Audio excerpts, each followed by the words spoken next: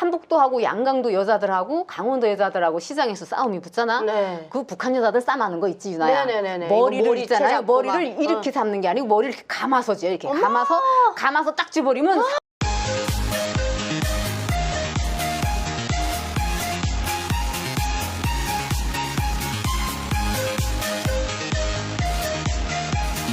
네, 시청자 여러분 안녕하십니까? 정연아TV의 정연아입니다.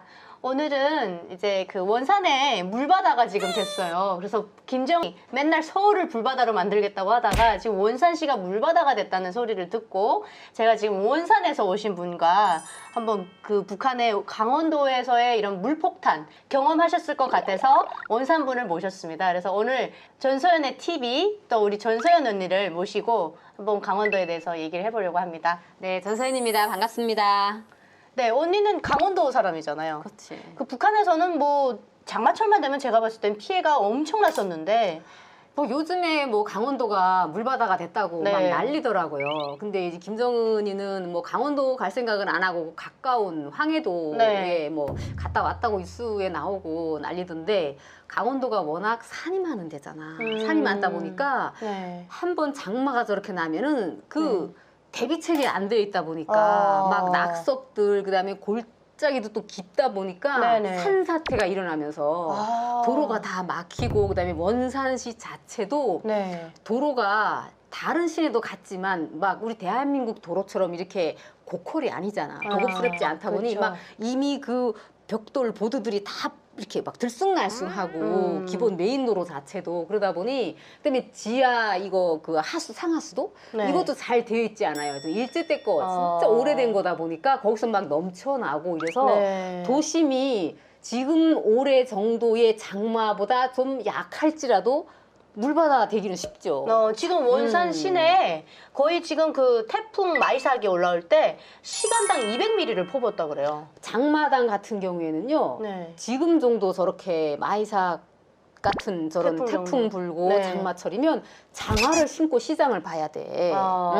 전번 잠겨서. 그렇지. 그래도 먹고 살아야 되니까 시장에 나가야 네, 되잖아. 네, 네. 근데 장화를 다 신고 나가거든요. 그러니까 저희가 이제 북한에 있을 때 저희들처럼 내륙 지방에 있는 사람들은 강원도 하면 물강원도라고 많이 알려져 있어요. 그러니까 강원도 하면 물강원도 조금 강원도가 그 양강도나 그 청진 사람들보다는 조금 약하다라는 의미인데 사실 내적으로는 내성이 강하거든. 자강도도 내성이 강했는데 강원도도 그 한북도하고 양강도 여자들하고 강원도 여자들하고 시장에서 싸움이 붙잖아. 네. 그 북한 여자들 싸마는 거 있지, 유나야. 네네네네. 머리를 머리 있잖아요. 채잡고 머리를 막. 이렇게 잡는 게 아니고 머리를 이렇게 감아서죠. 이렇게 감아서 딱 집어버리면 상대방이 그냥 끌려가겠네요. 내 두 손에서 빠져나갈 수가 없어요. 시장에서 엄마들이 자리 다툼을 하면서 내가 그릇 많이 장사 봤어요, 장마당 가서. 그릇 장사를 하는데 내 자리가 요만큼이야. 근데 먼저 나온 사람이 어쩌다 보면 요만큼 오잖아. 네. 그러면 내가 어제 진열을 해놨던 대로 진열을 할 수가 없잖아. 그러면 조금 가라 그러면 뭐 어쩌고 저쩌고 하다 보면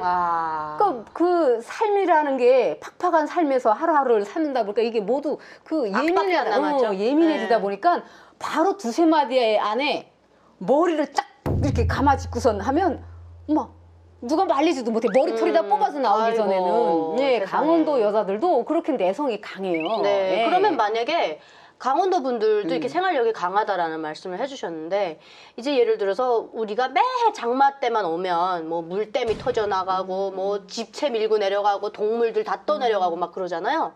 그러면 언니가 강원도에 사실 때 매년 이렇게 물 피해를 좀 당했나요? 그렇죠.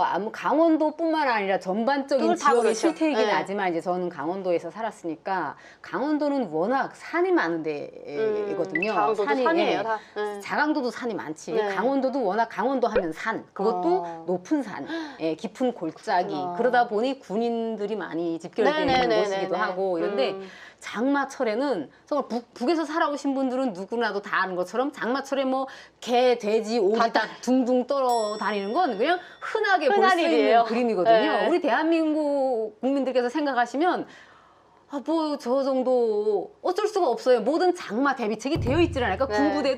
군부대가 다 이렇게 골짜기 제일 맞아요. 생각나는 게 나는 가족 생활을 할 때 그 부대 관아 뭐 지부 가족들은 다 그런 산꼭대기 피해가 살죠. 안 있겠지만 네. 뭐 대대 뭐 중대 소대 이런 데 부대가 되어 있는 곳은 이 정도 장마에다 태풍이면요 대체적으로 병령이 이렇게 산 밑에다가 그렇죠. 지어놓잖아. 그러면 산사태 걸리면서 네, 토사에. 병령이 네. 그냥 밀고 내려가요. 밀고 내려가는가 없어져. 땅하고 없어져요. 똑같아져 네. 버려. 토사로 다 뒤집어 예, 엎혀지죠. 그게 낮에 군인들이 훈련하러 나갔을 때 그 상황을 겪으면 사람은 살아. 네. 근데 밤에 자다가 맞아요. 그걸 겪으면요. 맞아요. 한 개 중대가 함몰해 버리는 그렇죠, 거야. 그렇죠. 맞아요. 눈으로 네. 보고 겪다 보니까 나는 아. 그런 거 진짜 너무 네. 마음이 저는 아파. 이게 원래 저는 장마철이면 그냥 사람이 그렇게 많이 죽어 나가야 되고 동물도 다 떠내려가야 되고 지체도 다 밀려 내려가야 되는 게 정상인 줄 그럼 알았어요. 북한에서는 정상이지. 근데 우리나라에 와 보니까 막 피해 그게 생방송으로 막 나오고 시시각각으로 막 시시각각으로 나오고. 어디에서 어떤 태풍이 막 시속 얼마로 일고 여기는 대피해 주세요.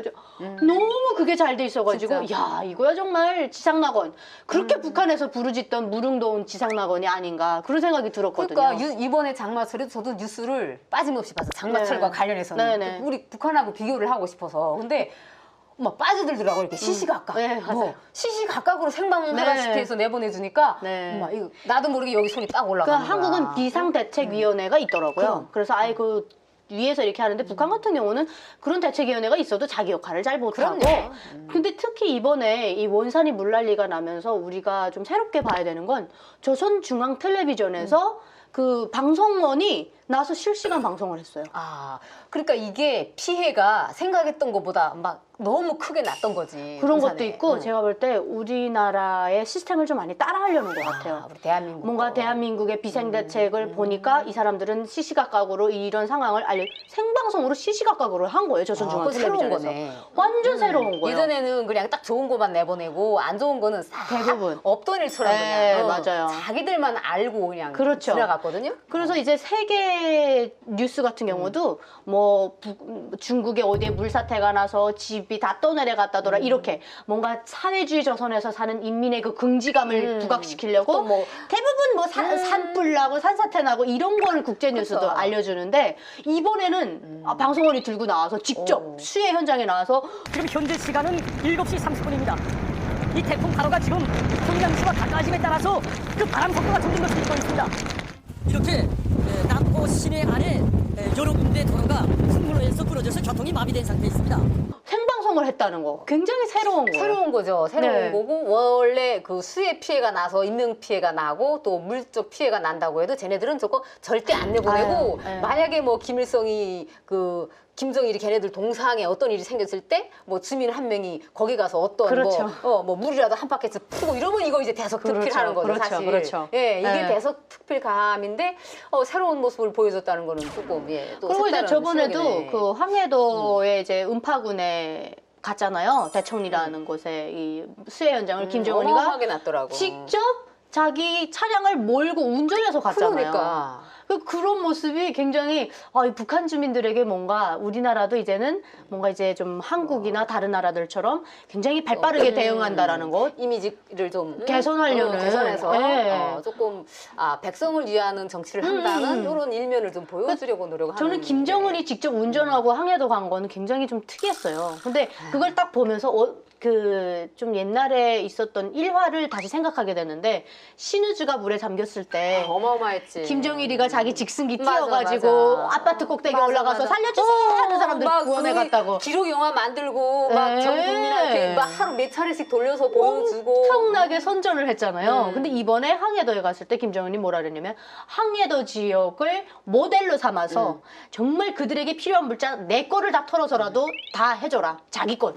김정은의 자기 비상 비자금 다 실량 뭐 다 푼다. 푼다 이런 식으로 하길래 지금 보니까 제가 김정은이가 뭔가 애민 정책을 편다라는 느낌? 근데 유나 씨 그것도 나는 이제 그 이미지 컨셉이라고 생각하는 게 뭐냐면 이번에 장마 피해가 최대로 악화된 데가 강원도 지역이거든. 근데 네. 먼 데는 안 가고 네. 그래도 이미지 관리를 하겠다고 가까운데 평양에서 황해도가 한 1시간 정도 거리거든요. 네. 1시간 네. 정도 맞아요. 거리고 고속도로로 네. 그냥 따라서 가면 돼요. 맞아요. 뭐 구두에다가 흙 한 방울 묻힐 일이 없이 갔다 올 수 있는 곳이거든요. 사실은 가려면 그 험산 준령을 지나서 산사태가 강원도 막 천령을 일어나는 넘어갔어야죠. 천령을 넘어서 네. 갔어야 조금 네.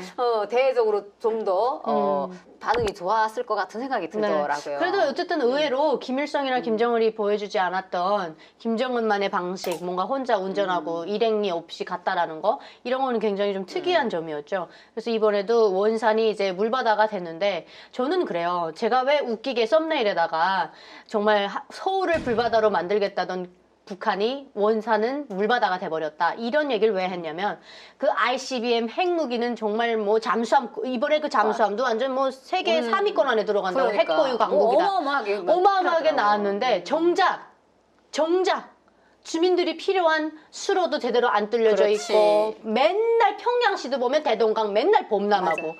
이런 기본적인 시설도 안 갖춰져 있는데 핵만 가지고 있다고 저렇게 모든 게 의시되는 거 해결될 보면, 수 해결된다고 없는데. 하는 거 보면 참 바뀐 게 없다. 그렇죠. 네, 그런 생각이 들었어요.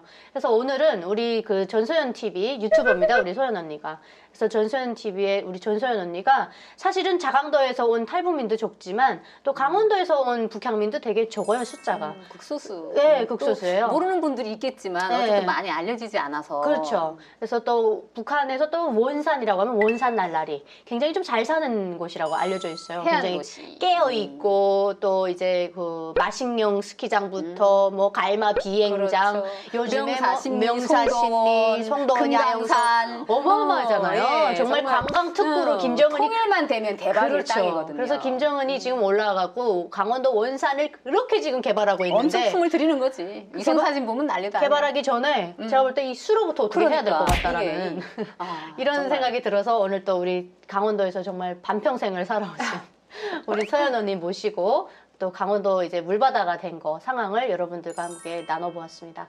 여러분, 저희는 또 다음 시간에 서연 언니 모시고 더 좋은 또 뭐 재밌는 스토리가 있으면 여러분들에게 찾아뵙도록 하겠습니다. 여러분, 시청해주셔서 감사합니다. 감사합니다.